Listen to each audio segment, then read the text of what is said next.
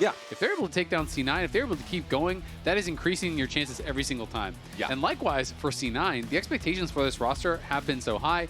If you do not even qualify for the LTA playoffs, you have no chance of going to Worlds, and very likely there are going to be roster changes made for them too. So they are also, in a lot of ways, playing for their jobs here today. There's so much pressure in this final game. Well, here we go. Let's get into it. As the first ban of the draft, 100 Thieves back on the blue side for this Game 5. They do not want to face the mid lane Zeri from Loki. They watched the Disguise series. They remember what happened in that fifth and final game. C9 focusing on more standard mid laners to target against 100 Thieves with Azir and Annie. Pantheon is still up, so will we see if that's going to get banned out here.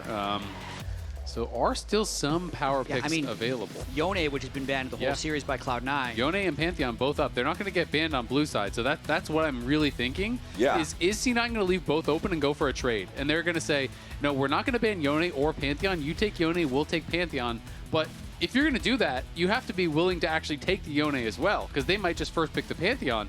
So this is pretty dicey, but I feel like the most sense, the thing that makes the most sense from this position is to do a trade and not to try to just ban one, because if you just ban one, the other I think is getting slammed instantly first pick, and then I don't know what value you get. So yeah, I think that's what we're facing. We're facing the Yone for Pantheon trade here. Pantheon is like perma-banned in NA. Yeah.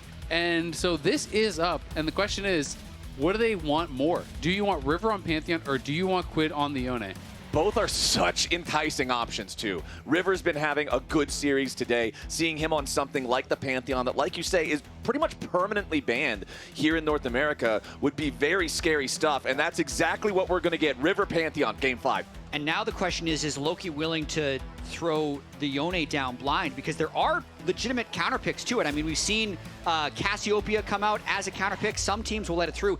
They're actually just chilling on it entirely. Yeah, they're letting it go back over. 100 Thieves can get River on Pantheon and Quid on Yone in the same game if they want it. It would be a lot of AD together, though, into the Trundle and Leona, which would be pretty good against it. So to put things into context... And Gwen's open. That's crazy C9 didn't pick 60 bans of Pantheon so far this split in the LTA North. The next most banned, so it's 60 out of 60 coming into this game. So it had a 100% ban rate in this entire split, assuming my stats here that I have are correct. And so this is the first time it's actually let through, and Cloud9 are letting it through in a Game 5 with their gear on the line. Does Dhokla just blind pick Gwen here as well, and they can just get all the banned champions at once? I think that might be the play. Just triple melee top side, but everything is an S tier pick. I mean, it's kind of crazy, right? Cloud9 have got to have a real plan against this, because you are kind of essentially letting them blind pick their first three on blue side in a Game 5, right? Like, these are the champions that are getting banned so often. They're getting all three in a row on blue side in a Game 5. That is crazy. Usually in Game 5, you have to go, kind of way outside of the norm. But, you have to know that Cloud9 clearly are understanding what they are giving over. So they have to be prepared with some sort of plan. And it's Vladimir coming out here, which is very interesting. Vladimir can be super effective into these melee compositions, but, you are so dependent upon your pool timing. Vladimir is one of my favorite champs. It is really, really strong against these sort of comps. That being said, you get point and click stunned by Pantheon. You do not pool a split second too late. Sometimes you just instantaneously die, and then that is that. So you have got to be on point. But they talked about wanting to give Loki the ability to play these picks. This also could be going to Thanatos, to be fair. But giving them agency in draft, and maybe they're just saying, hey, give me X matchup, I'll slam it. This is still crazy to me as a Game 5 elimination game draft. Just being willing to trade all of these picks, because they'd been comfortable just banning out Yone Pantheon on red side in their previous games. To let it through here, they must have some insane confidence with this Vladimir. Yeah, because in my mind, I'm like, wouldn't you rather have Quid playing Annie? I mean, and they picked the Trundle. They picked the Trundle so early as well. So that means they didn't have it. Like, they could have had Yone Gwen themselves if they wanted it in the Pantheon. So I think that Trundle, obviously, to me, Trundle is very strong, and there's a lot less AD junglers left. So maybe they were thinking, it's going to be a really good matchup into the Pantheon, and maybe it's denying something like a Scion from Dhokla that they're potentially concerned about, or that answers that well. But obviously, that's not available. It's already gone. So, like, I don't know. I'm not really sure exactly on the thought process here. All right. Man, interesting. Yeah, we've got Shen and Ziggs banned out by C9 here in the second half. Ari, the ban from 100 Thieves. They're worried about. So that does say that 100 Thieves is thinking this is top lane Vladimir. Jhin also going to be banned away here, so Zven cannot pick that one. Yeah, but this also just proves like Game 5 Fearless is the most unique puzzle you'll ever see for every single game. There's no professional game, I just heard, from Loki or Thanatos on Vladimir. So this will be the first time they brought it on stage in this important of a game. Yeah, I mean, worked out for Loki on the Zeri mid. Obviously, it wasn't the first, but was a departure from the norm. FBI considering Smolder here, looking scaling for scaling. This is a pretty common answer into Senna. When you are playing Senna, you say, oh, we'll go bar for bar. You want to scale? I'm going to scale too. You're going to get a stack? I'm going to get two. So, definitely looking to do that. Fifth pick here is for one of the solo lanes. So this Vlad could be mid or top. They are going to have their answer here of this final pick. And the question is, what is Eyla going? They really cook. They moved the Pantheon to support in jungle like something else. Taric! No. Ayla Taric. I actually kind of love that. So a lot of people think of Taric as like, how does it answer their engage? No, use Taric ult offensively. It's actually so much better that way because you're guaranteeing value. So you strap the Bastion in onto your Yone, you send him in. Not only is he the anime protagonist doing a million DPS, but now he's immune. And now he has a stun coming off him as well, right? So it is really, really scary that Bastion Dazzle, they are going TF here. Yeah. To try to play through the side lanes, for this Vladimir. So it does really feel like this is all about Vladimir. I feel like kind of all the eggs are in the Thanatos basket here. Thanatos being able to get this Vladimir, as an answer into the Gwen. This is something that a lot of people consider a really strong matchup. You're also drafting Senna that can help, with the cross-map ulti. You're drafting TF that can get up there and really get you in a good position. But I feel like if Thanatos does not have a really good game, they are going to really struggle. Yeah. And even if he has a good game, later on, you have Smolder that's incredible at scaling, Gwen is incredible at scaling, Yone is incredible at scaling, and you have a Taric ult that, if it gets good value, could really shut down anything that C9 wants to do. So I love the 100 Thieves draft. I think they're going to win the series. I'm also thinking of the damage or lack thereof from Senna TF in the mid game, especially if when Vladimir flies in, if Eyla holds his ult for the Vladimir, like yes, you can use it offensively with the Yone, you can use it defensively against the Vladimir ultimate as well. A really insane turn of events having Gwen, Pantheon, Yone, three of the most banned champions of the entire split on the same team in Game 5 of Fearless. And this is going to be a spicy one, my friends. One last game in this best of 5. Who gets to go on and play Shopify Rebellion tomorrow, and whose season ends today? And is this one last job for 100 Thieves? If they pull it off, they can continue to have more jobs throughout the weekend and throughout the LTA playoffs, seeing if they can take down C9, who are rolling the dice here with Twisted Fate and letting through all these OP champions in Game 5. I mean, I'm just going to say it, like, this is going to be, if they lose, this is going to be like the most criticized draft of the year for from the C9 side. People are going to be mad that they let through all these powerful champions. If they win, you're a genius. It's genius. You perfectly anticipated what they're going to do, and you slammed it with the Vladimir, right? But that is the risk of any type of situation like this. I still really feel like I'm kind of hung up on the the Annie ban, even that it's like, okay, if you really want to give over the Pantheon, whatever. But Quid, I just feel like he is a different beast when he's on these champions with agency. And I would way rather have him on a champion like Annie, where all you can do is, flash stun. I mean, before Worlds, before Fearless last year, Yone was one of the big champions that propelled 100 Thieves to Worlds last year. Yeah. And it's the only thing they were really able even to win on when they made it to International. So he's just so incredible on the pick. I also want to say the last time there was a draft that I thought was really not C9 favored, Blaber took over the game on Trundle. He went like 10-0. Yep. So if he has the right things going in this game, there's 4 melee champions and a Smolder. So Blaber as well as Vladimir have carry angles. And again, yeah, exactly. I mean, Thanatos, he didn't have a great series last time, but this guy is someone that people look at as the best laner in the league, regardless of position. And he has been, such a beast for them. But, he didn't have that great performance last week, and now he really needs to step up. Tri-lane camera giving us a look at how everything is. Loki will shove the wave up in mid lane, as you would expect, versus the Yone early on. It's really, once Quid gets to that level 6, things are going to become very, very scary for Loki, and he'll probably have to start looking for plays elsewhere because the Yone kill potential is always so high once the ulti is around. Zven and Vulcan have the push down here in the bottom lane, but again, both of these AD carries, they're just stack maxing. That's it. Yeah. And Flowers, I know you're wondering why we're talking so much about this when this game will be decided at Otacon. Yes. At 20 minutes when it spawns. So it doesn't matter what you pick. It just matters how it happens. How does the Otacon fight go? Well, we will look forward to 17 minutes from now. I'm waiting. I'm on the edge of my when seat. Otacon spawns. Thanatos, level 3 here on the Vlad. Remember that the cooldown on transfusion is honestly pretty long for the early levels. Yep. It becomes okay at level 7, and then level 9 is when you really feel like, okay, I'm playing Vlad. Yep, it definitely have to get that CDR going. But that being said, people can underestimate, how much damage just spamming autos on someone can do in these kind of matchups. He is Conqueror, and it's like you can just kind of get autoed down and whittled down if you're not playing very safely. Dhokla clearly is respecting the fact that this can be a difficult matchup. He's playing Grasp, he's playing D-Shield. Dhokla is going about as defensive as he can be, and this is going to be a double scuttle here for Blaber. And River is warded out, so Thanatos wants to kind of waste his time, but you don't want to waste his time so much that he stays around and then kills you. So you got to be careful. He's completely full health, though, with his pool up and flash. So really good early game from Thanatos in this lane. Conqueror auto attacks. And I do feel like the boldness to just give up Gwen and play the Vladimir by itself is going to make Dhokla play more passively. And this is something that people have been talking about a lot when you're talking about the early games, how C9 have been doing, just generally like kind of last week, and people have been talking a lot about, in the best of fives compared to how they've been doing in splits 2 and splits 3.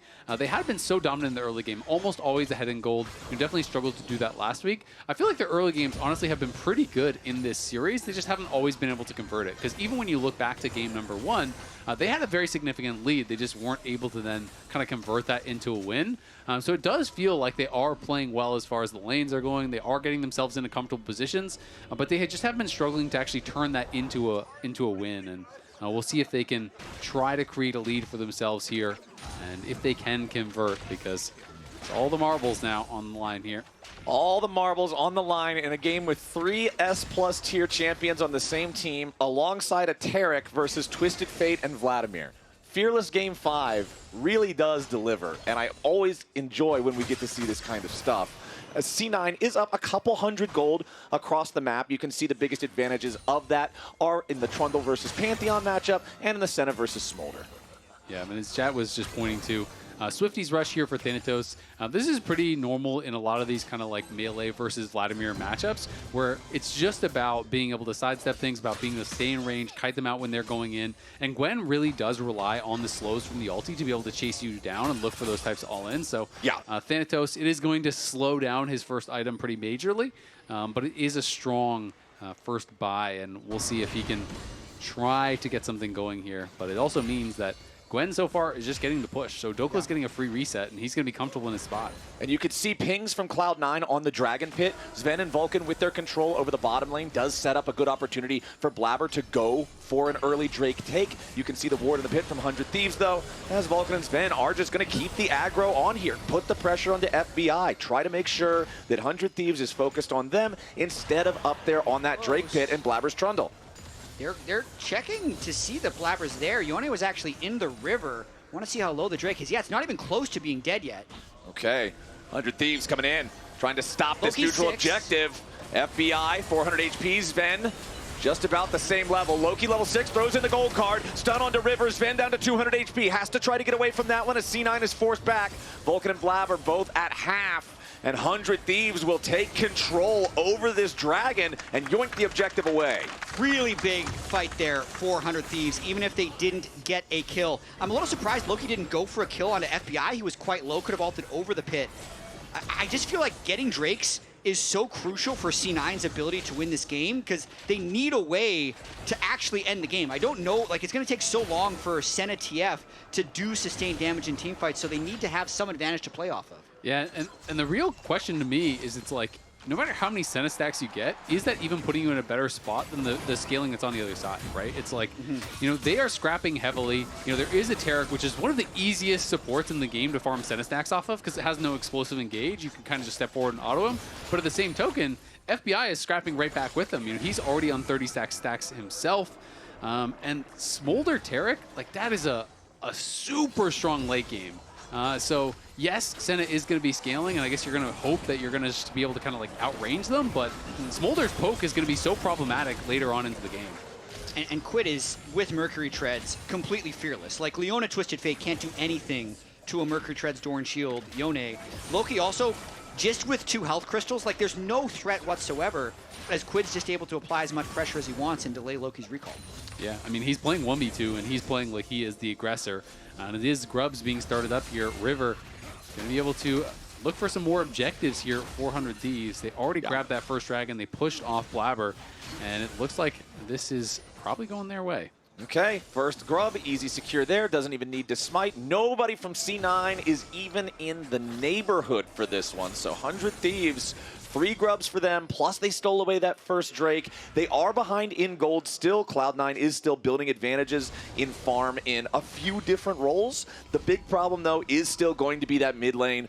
Quid playing as well as he has been playing since 100 Thieves started getting into best of 5s, playing, in my opinion, the most broken mid laner in the game. Like, this is such a difficult mountain for C9 to get past, and Quid is exactly the type of pilot who can bring them through in this Game 5 situation. Yeah, and again, I mean, you know, if it was a normal draft and you have the Yone, I would be talking a lot about, and you still have to talk about the fact that there is a lot of lockdown on the other side. If you go in and you get gold carded and then Leona stunned, like that is problematic. But Taric allows you to live through a lot of those situations so well because it is such a powerful, aggressive tool using this ultimate, right? When Taric's ult gets baited out defensively, teams can kind of like go forward and then he pops the ult and then you just run away and you kind of wait it out.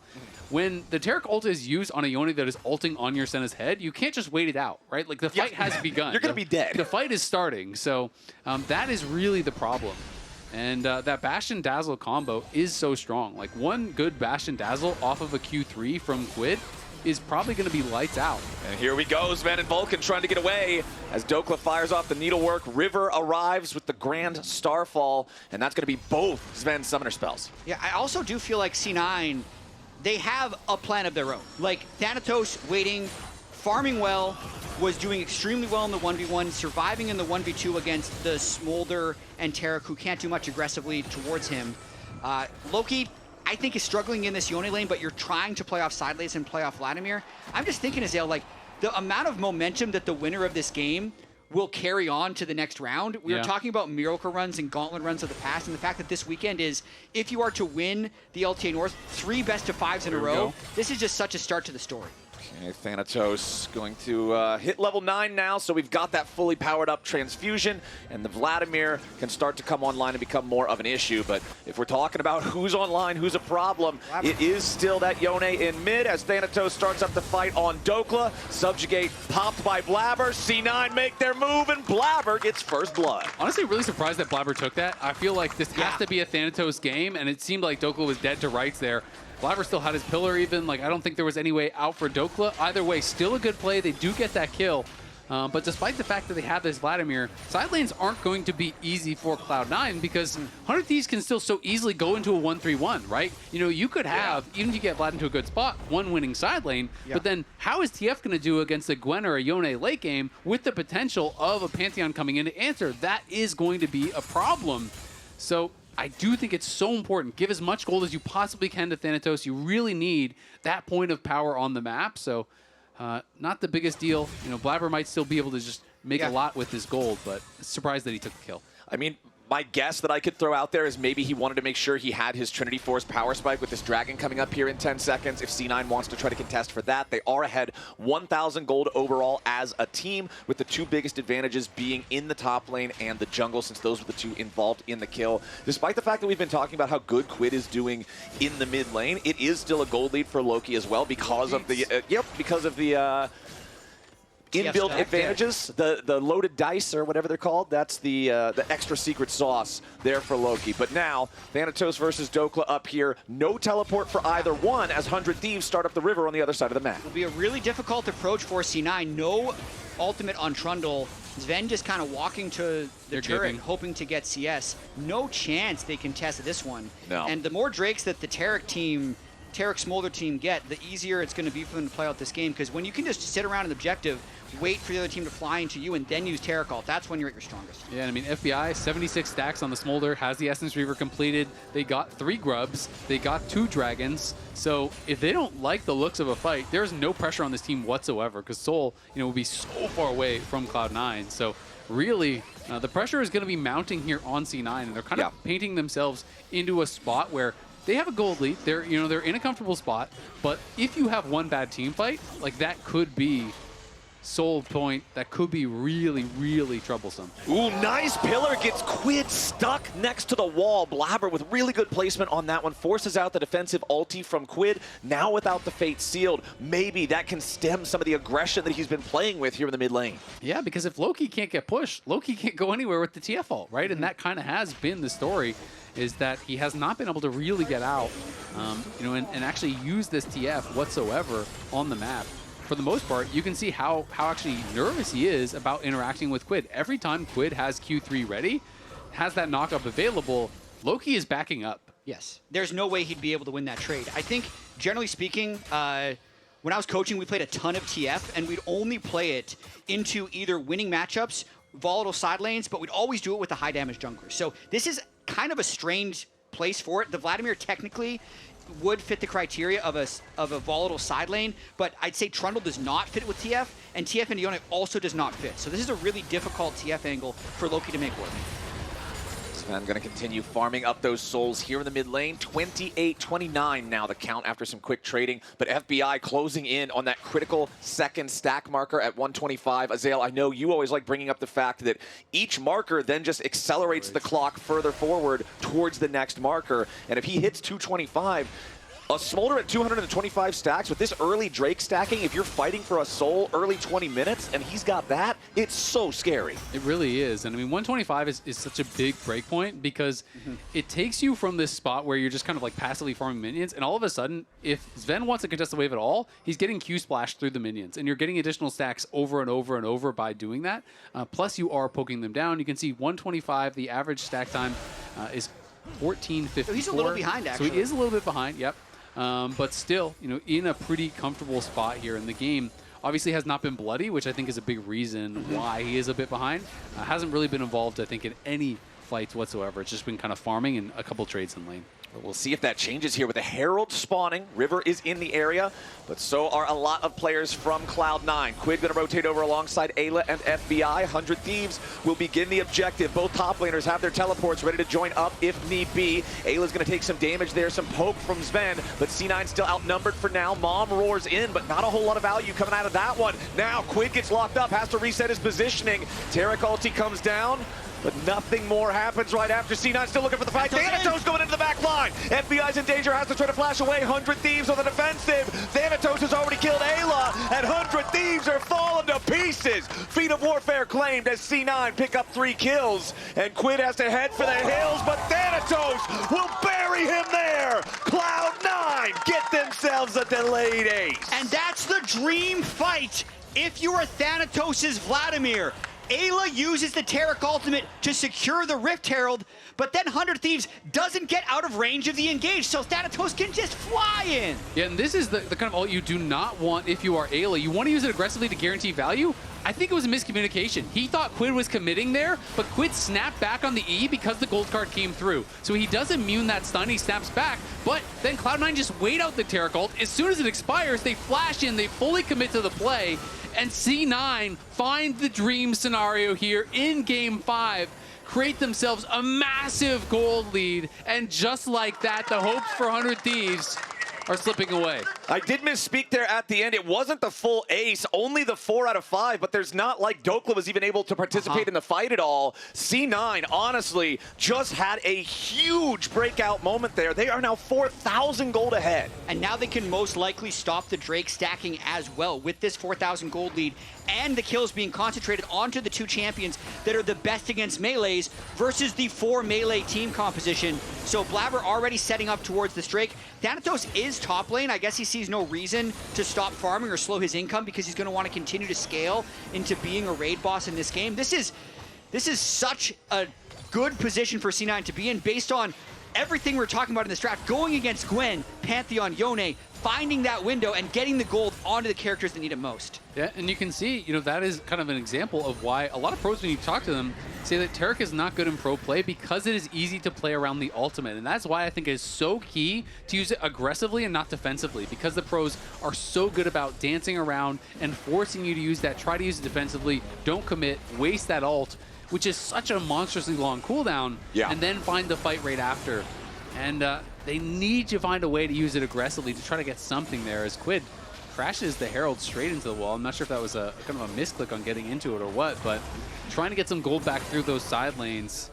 Cloud9 in a wonderful spot. Yeah, C9 are also going to take the 3rd Drake of the game, so the fast soul stack no longer going to be an option here. 400 Thieves. The cost of that, though, was the first turret going the Thieves' way, so they now secure the feats of warfare for themselves. Loki under a little bit of pressure here, but it's Eyla and FBI getting caught off on the left. Pantheon comes in with a Grand Starfall, and C9's got to back away now. 100 Thieves are bringing over the reinforcements. Really nice job there. Everyone just hopping in the Senna E and getting out of there once Pantheon ulted in. Don't want to be in fights when Thanatos isn't around. Unless they do, they're back in. Yeah, they jump in for a little bit of stun onto Eyla, but it's not going to matter. Vulcan loses half his HP, and the fate sealed from Quid does just that. River picks up the kill, and 100 Thieves, 19 minutes in, are on the board. Yeah, a little bit aggressive there from Vulcan. Dhokla's pushing in the side lane, so both teams are going to get a tower on opposite sides of the map. But the upgraded boots will go to 100 Thieves. Dhokla knocked down that turret first, so they're going to grab the feats there. Well, the feats were already claimed earlier with the top lane tier 1, but that is very important on a melee team like what we're seeing here with 100 Thieves. That extra move speed could be the difference between closing the gap or not. But gentlemen, the clock approaches midnight. Otacon spawns in 30 seconds.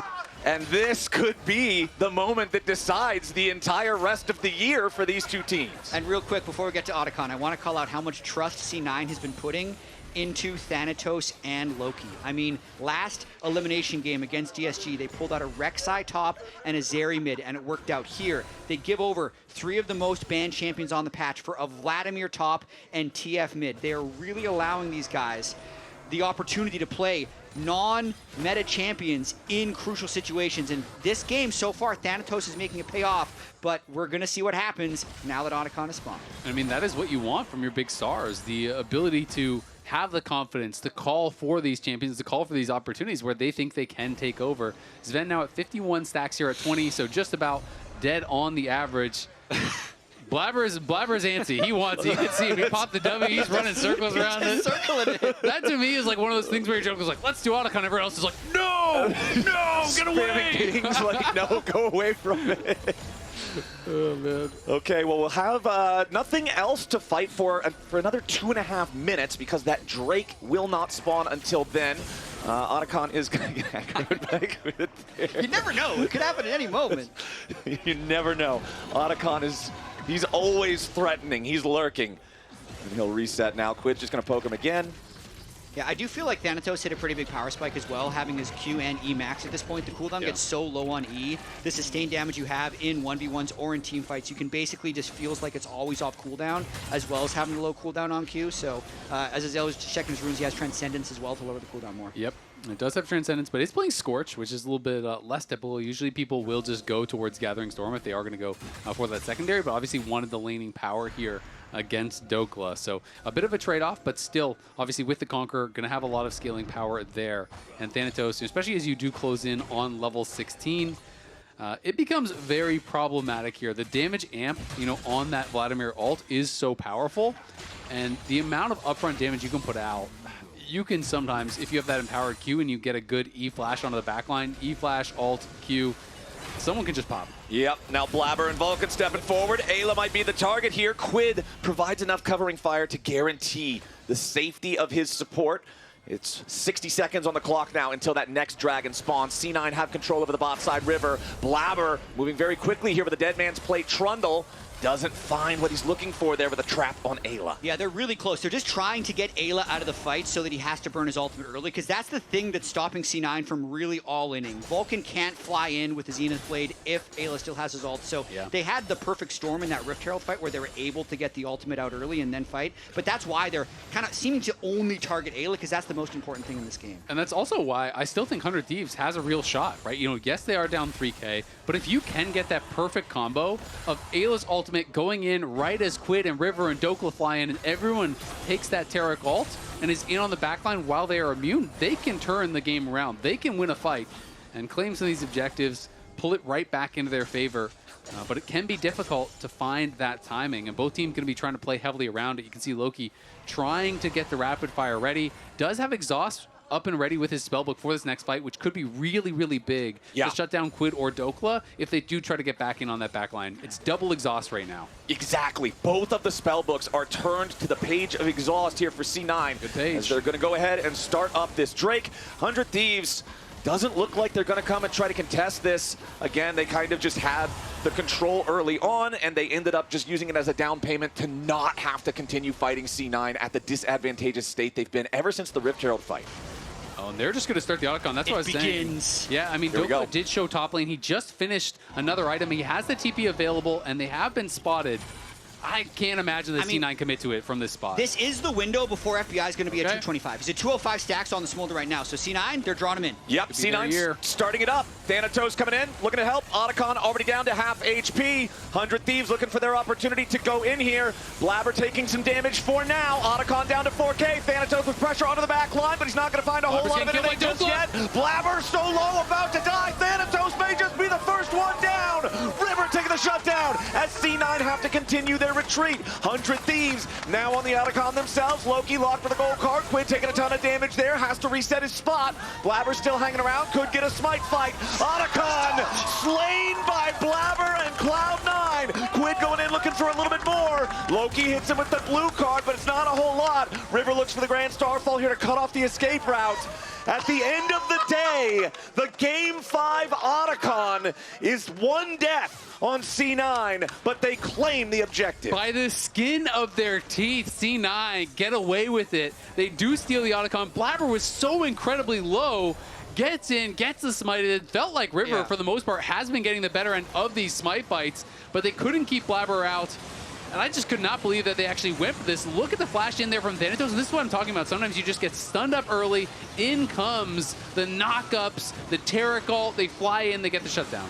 Yeah, Thanatos had no chance when the Taric ultimate isn't burned. And Blaber, if he does smite the Otacon, it has so much health. The Trundle passive will heal him basically to half health, so that's why he's like, as long as I get this, he's kind of risking the whole game moving in for this smite. If he doesn't get it, he probably dies afterwards on the engage. But after River probably wins every smite fight the whole series, Blaber gets this one, and it could be crucial. Yeah, I mean, it absolutely is crucial, right? That is so close. You see the massive reaction from Golden Glue. Had they gotten that, I mean, it was a nearly 1,000 heal onto the Trundle, right? And then Loki barely gets away. Everyone barely gets away. They don't even get any kills after that. And on the 100 Thieves side, you can't believe it because C9 almost gift wrapped you another one of these situations where you could have come back into the game. But at the end of the day, C9 in a good spot here once more. As much as I would like to say that C9 was trying to do that before Smolder was at 225, he's at 235 now. So there will not be another team fight that they can play before with Smolder not having an execute for the rest of the game. Yeah, and Smolder is going to have that rapid fire ready, so he's going to be able to start looking for some of this poke, right? Of course, you do still have to be worried because I'm assuming the rapid fire is probably done on Loki, and it is. Yeah. So you have to watch out for those rapid fire gold cards, but you can start to really poke and prod. There is Senna sustain, of course, but still, it can get really difficult to deal with, and you can see the Mikhails is there for Eyla to answer the gold card picks that they are going to be looking for, and Thanatos critically almost has his death cap, which is going to be an enormous spike. You hit 16, you get death cap, that is terrifying for Vladimir.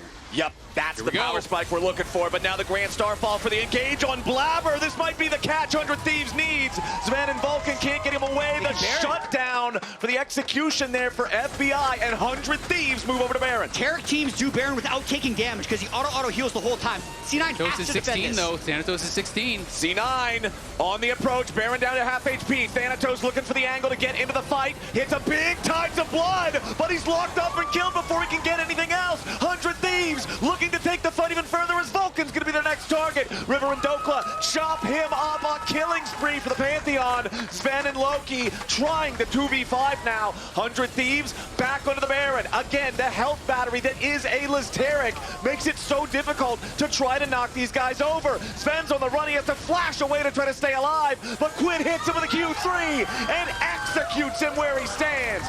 100 Thieves take the lead.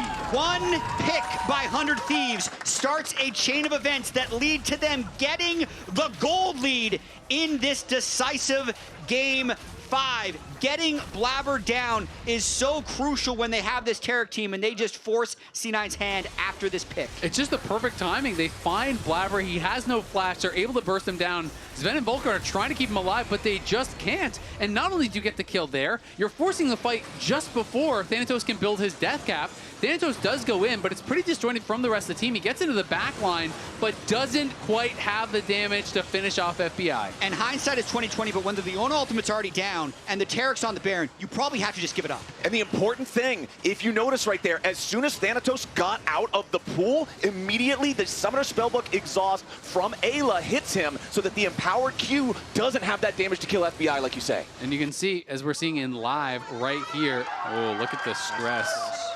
You know that you are very close to this series being over now. Quid, he's going to be able to grab this dragon. They're going to move to Soul Point. Now you're up against Soul Point. Now you're up against Baron buff. Now you are up against one fight, and your year is probably over. No more mistakes can be made here by Cloud9. 100 Thieves are on the precipice of taking this series. But they're so strong. 275 stacks on the Smolder. Twisted Fate is in a side lane because he can't really defend that well against the Baron minions. It's a 4-1 split push. If C9 tries to engage, Ayla's waiting there with the Taric ultimate.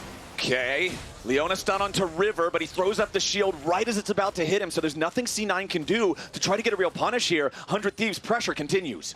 Yeah, and Thanatos has gold for his death cap now, so he's running back to base to try to buy that very quickly. Blaber looking for Quid. Oh, he sees the snapback. They're going to continue on it. They're going to go for the pick because Yone has to revert to his original position, but now the rest of the Thieves are coming in. Loki and Blaber are both about to die. Quid finally falls, so it'll be a 1-for-1 here for the very start, but the rest of the Thieves have arrived. Blaber's going to be the next target here as he gets snipped, and stabbed through the heart by River. It's Vulcan and Zven just barely hanging on. Knock, open up. FBI's on a killing spree, and 100 Thieves are breaking into the base. Blaber and Vulcan are the only ones alive. 100 Thieves have 4 members. Flowers, this could be it. Thanatos has to perform a miracle defense here. Eyla does not have Cosmic Radiance. FBI and the rest of 100 Thieves continue their push. Nexus turrets in their eyes. Thanatos wants to step forward, but he immediately has to pull the stun from River. Vulcan and Thanatos have to hold on for another 15 seconds. River goes in for the stun. Thanatos is down. Vulcan alive for now. Needs 5 more seconds on Loki. 100